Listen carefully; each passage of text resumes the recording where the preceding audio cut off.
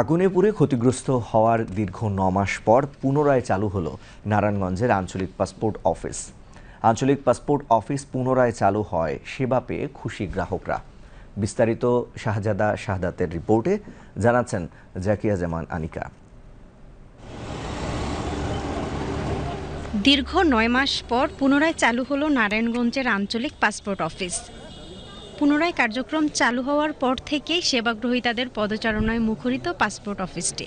বিগত ৯ মাস এটা বন্ধ ছিল, এখন আবার চালু হয়েছে। এই জন্য আমরা অনেক খুশি, কারণ নারায়ণগঞ্জের মধ্যে এমন একটা পাসপোর্ট অফিস থাকা জরুরি ছিল। আমাদের অনেক কষ্ট হয়েছে আগারগাঁও যাওয়ার জন্য, এখন এখানে সামনে আছে, আমরা সবাই সন্তুষ্ট আছি। আর পাসপোর্ট করতে যেমন আগে দালাল ছিল, এখন দালাল মুক্ত, দালালের দৌরাত্ম্য কমেছে, যার কারণে আমাদের কোনো সমস্যা হচ্ছে না। দীর্ঘদিন পর পাসপোর্ট অফিসটি সচল হওয়ায় অত্যন্ত খুশি হয়েছেন জেলার মানুষ। তবে সর্বোচ্চ সেবা চান তারা। কোনো ধরনের স্বজনপ্রীতি কিংবা দালাল দিয়ে যেন হয়রানির শিকার হতে না হয়, এমন দাবি করেছেন সেবাগ্রহীতারা। এতদিন আমাদেরকে কেরানীগঞ্জ না হয় মুন্সিগঞ্জে যেতে হতো বা অথবা নরসিংদী যেতে হতো, যেটা আমাদের জন্য অনেকেরই কষ্টসাধ্য ব্যাপার। দীর্ঘ ৯ মাস বন্ধ ছিল, তাই আমাদের অনেকটাই কষ্ট হয়েছে। এখন আমাদের এটা চালু হয়েছে দেখে আমাদের অনেকটা ভালো লাগতেছে।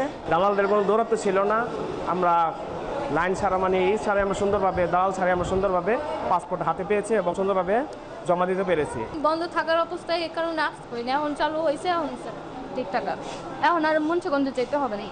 নতুন করে সেবা দিতে পেরে খুশি পাসপোর্ট অফিসের কর্মীরা। দীর্ঘদিন জনগণের পাসপোর্ট সেবা বন্ধ থাকার পরে এখন বর্তমানে একটু চাপ বেশি,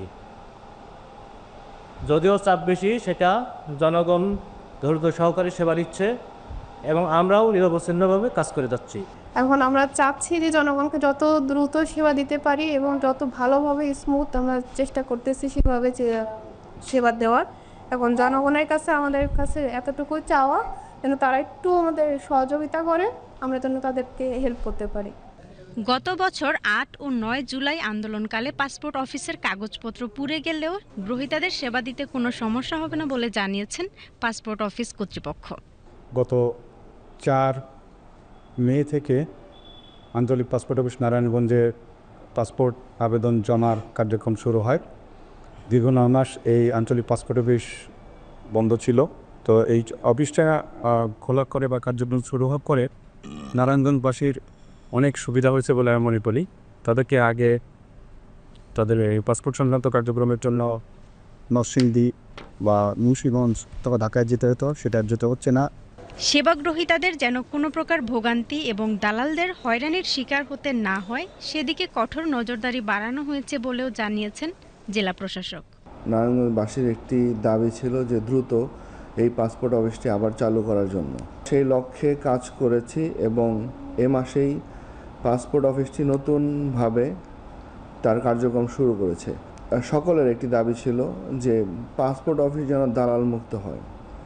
আমরা চেষ্টা করেছি পাসপোর্ট অফিসটাকে যে কোনোভাবে দালাল মুক্ত রাখতে। আমরা ইতিমধ্যেই মোবাইল কোর্ট পরিচালনা করেছি এবং আমরা সতর্ক দৃষ্টি রাখছি যাতে কোনোভাবেই কোনো দালালের চক্রে, দালালের খপ্পরে পড়ে কেউ যেন কোনোভাবে প্রতারিত না হয়।